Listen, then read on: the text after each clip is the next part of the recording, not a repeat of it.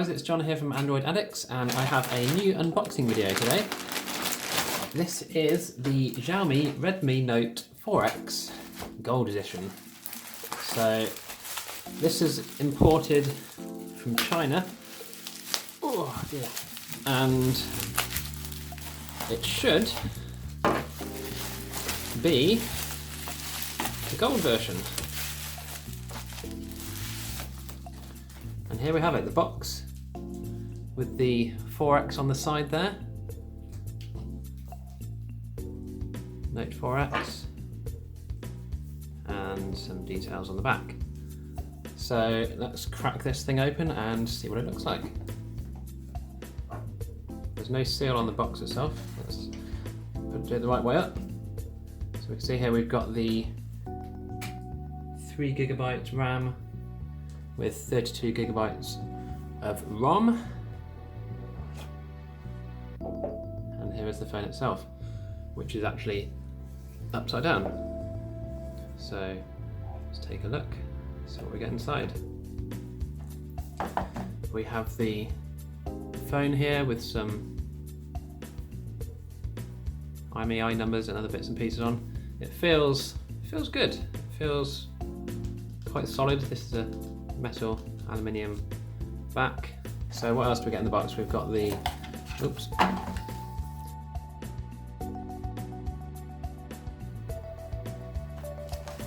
we've got the 2-pin power adapter, which I can't see the power details of, so let's have a look.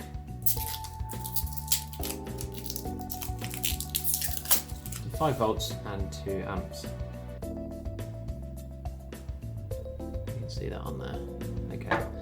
So what else do we get? We've got a USB charging / data cable. This is just micro USB.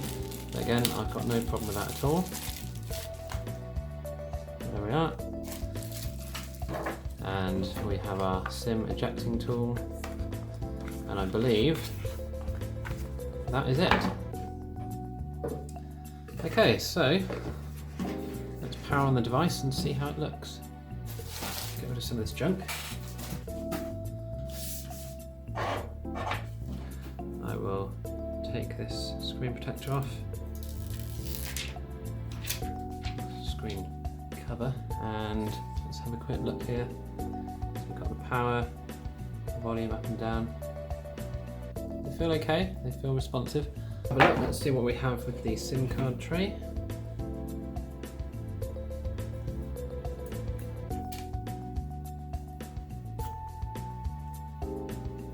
Okay, interesting, I haven't seen one like this before. So what we have is SD card, just wonder if you can see that. A SIM 1 and either SIM 2 or SD card slot. Now this part here does seem to move a bit. I presume that's by design. And they are both nano SIM cards. So if we test this with a ultra high capacity micro SD here, 256 megabytes. Yeah, at least that fits in there nicely. And there would go your nano SIM card. So let's pop this back in the phone and right way up. So it has to click in a bit there. And let's see what it's like on first boot. So we've got a 5.5 inch screen here, and it's running at 1080p.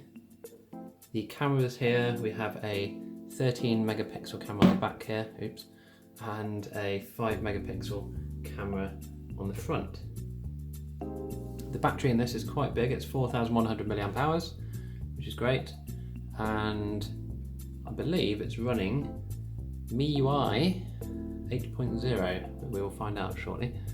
Hopefully we're going to get the option to select a language, and it already has United Kingdom set, which is great, so let's go next. Choose your region. Well, let's just stick in UK again. We will connect to our favourite network if we can find it. This does support 5G as well, as you can see. We have the 5G network appearing here.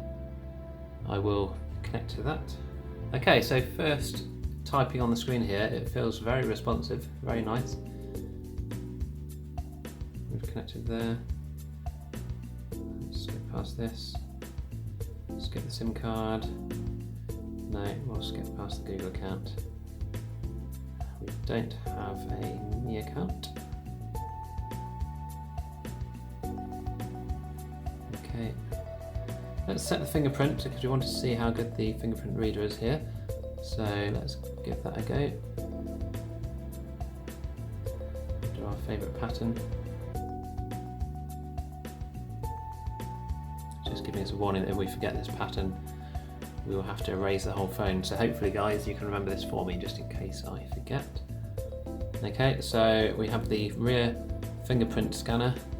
So I'm going to, hopefully you'll be able to see when I'm actually touching and it registering.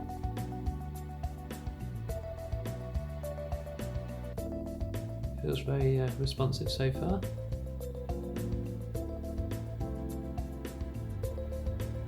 Okay. Let's send all our data to China, that's fine. Yeah, let's let them know where we are as well. In the previous version of Android, you turn off access to your location for all Google apps. Turn it back on. Yes, well, that isn't possible because I haven't even signed in on this, so that seems to be made up. But let's see, we have a theme here, limitless or default. The limitless looks a bit nicer to me, so let's set that. Oh, that's quick. Okay, that was very quick and easy. So this is the first time I've actually used. Oh right, I've actually just. Oh. Right, okay. You can tell I haven't used one of these MIUI phones before. So what I actually did was click on the theme to just zoom into it. Right, we'll go limitless. Now it's applied it. That took a bit longer. There we go. Okay, we're ready to rock. Let's go. Loading apps. It's quite a nice, like I say, nice aluminium feel. Just feel premium in the hand. It's weighty enough. It feels, you know, it doesn't feel like it's just going to fly out your hand in a gust of wind. It doesn't feel so heavy that you're going to get wrist ache either. So yeah, it has got a good weight to it. So the actual weight is 165 grams, which is 5.82 ounces. So yeah, it's got a good feel. So there we are. We have finally gotten into the setup. I mean, I say finally, but it didn't actually take very long at all. Quite impressed with that. So this is the UI. Okay, so we're running version 7 of Nougat, as we can see.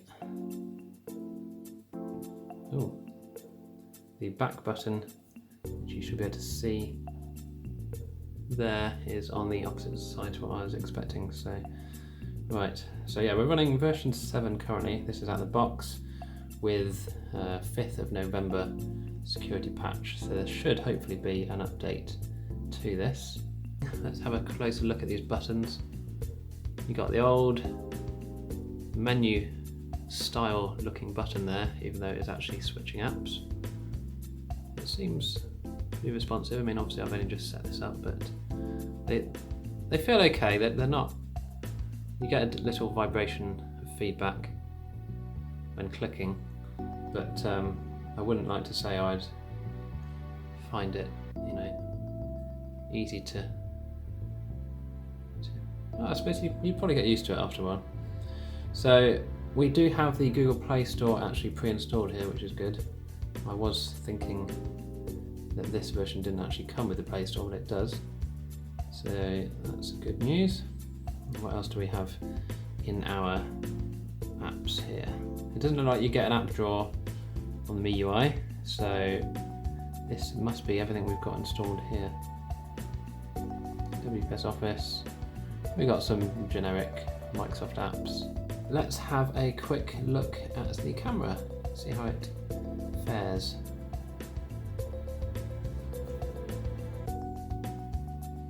Okay, I mean, it looks pretty good, nice and responsive there.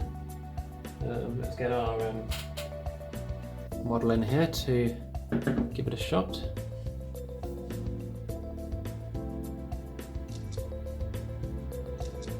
Very quick shutter, and it seems to be performing quite well in the sort of reasonably low light conditions.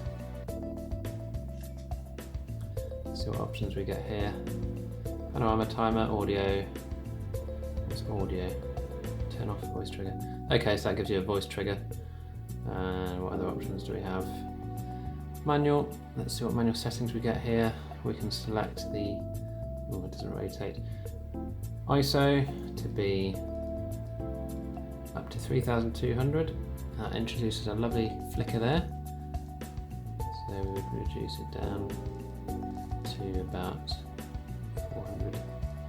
We'll leave it on auto. Set the white balance. So we've got a few different settings here. See how they affect the picture. We've got some different filter effects.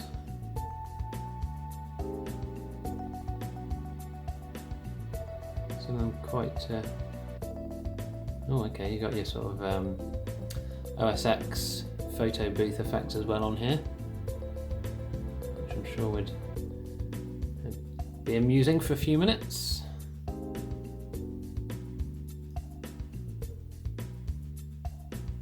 An interesting mosaic effect. Maybe you need to blur something out that you're taking a picture of, maybe down below, I'm not sure.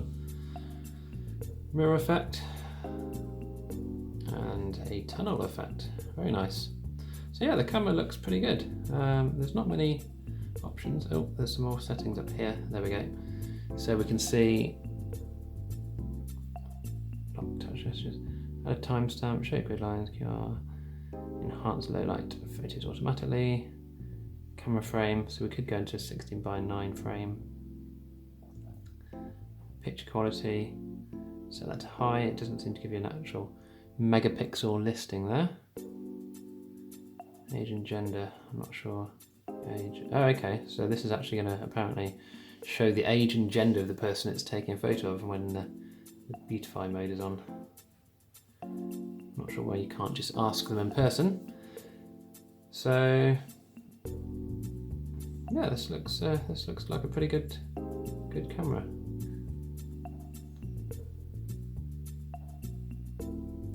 So you can see there's plenty of detail in there.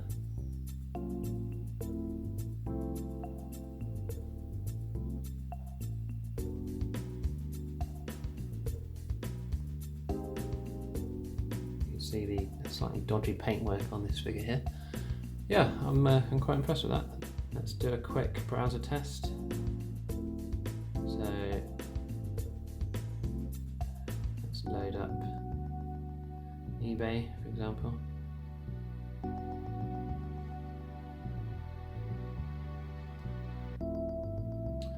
Can we go to the desktop version is the next question.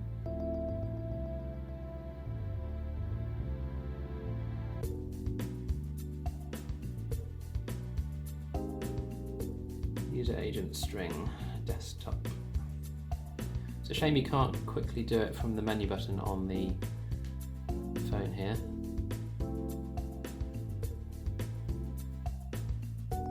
Slightly laggy. And it's got some kind of mobile mode here. So I'm not quite sure why it's coming up in this kind of view. Something I'm missing. It seems smooth enough. It was a bit jerky when it was first loading. You can see slight bit of lag when we're zooming in and out to things. Let's click on something here. No, that's more than adequate enough to play around with. It's taking a while to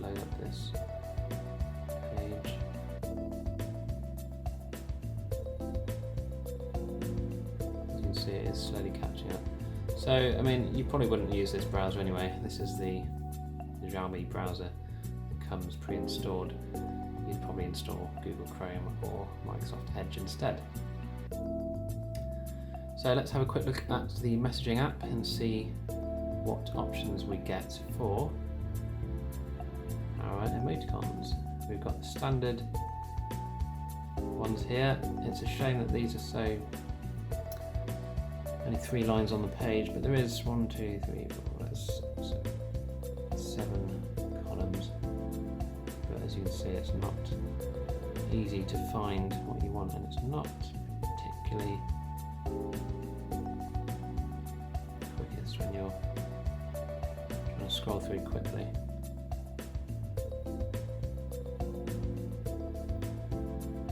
Okay, well, you get a feel for it. Let's do some quick testing with the keyboard.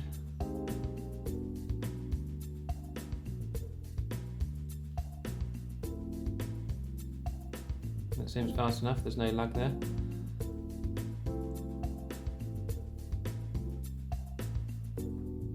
Yeah, so this is obviously the default keyboard, which is the Google keyboard. Pre-installed. Let's have a quick look in the phone dialer.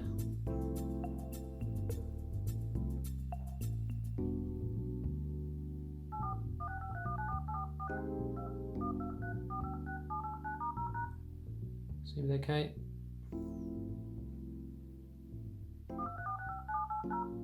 Yeah, there's no lag there, that's good. Contacts, we don't have any yet, so we'll skip past there. These are your pre-installed Google apps. And I think that's pretty much it. So there's no updates available here. We are running version 9.0.5.0 stable. Our current details. 8 core, running at 2 GHz, 3 gigs of RAM, 32 gigs of internal storage. We get 22.69 available out of the box. It's very Galaxy-esque of the sort of S6 era, I would say. The screen brightness seems to be pretty good, and it certainly goes very dark, which is good for nighttime reading. Here we have a infrared scanner along with a mic, 3.5mm headset socket, and the speaker at the bottom. So what we could do is a quick speaker test. Let's just pop a advert on.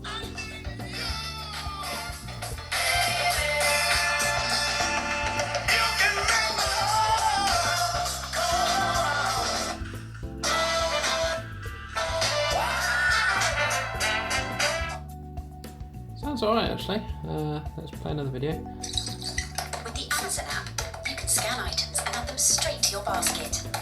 Track daily deals. And for peace of mind, you can track your order to see when it will arrive. The iPhone X is no doubt Apple's flagship phone of 2017. But what about on the Android side? Well, Google just recently released their flagship phone for this year in the Google Pixel 2 and Pixel 2X. So I was just trying to see if you're playing a game this sort of way, whether you could accidentally cover the speaker. I think you'd have to be pretty high up to do that. I don't think you're gonna hit it just with a normal relaxed position. So, and we have both of them right here, and we're gonna go ahead and see how well these phones stack up against each other. Hey everyone, Dan. So the speaker sounds alright, there's not a lot of bass, but it does sound crisp and clear. So I'm quite impressed with that. And I think that's probably, apart from maybe a quick boot test, about it. Let's turn the phone off.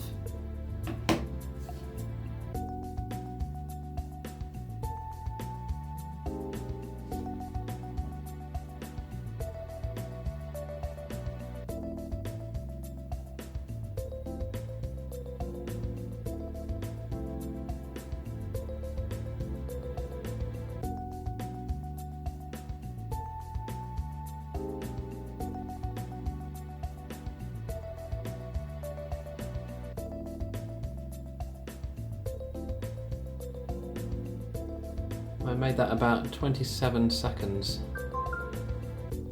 which not the fastest in the world, but once you're actually into the phone, I mean it's pretty quick, pretty responsive.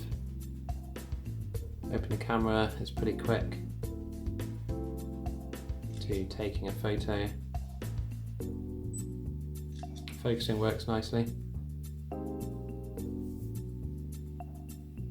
HDR mode, flash modes here. I think this is, for the price, this is an absolutely fantastic phone. It cost £113 from eGlobal Central, who know they're not sponsoring this video. And this, for what you're getting, is an absolutely fantastic device. Really impressed. This isn't for me, this is for my son. So let's just do a quick fingerprint reader test actually while I'm here. Missed it.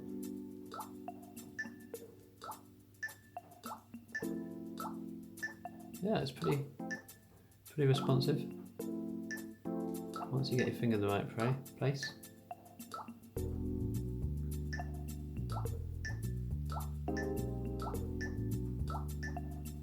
I'm not a fan of the, although it's easy enough to find, certainly compared to the S8, it's still a case that you're going to have to pick your phone up off the table, get it in your hand, put your finger in the right position, and hold your phone.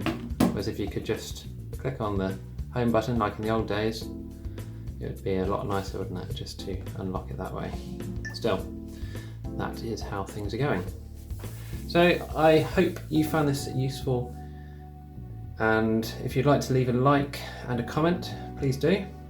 Subscribe to my channel for any more interesting videos that may come along, and hopefully I'll see you again in the next one.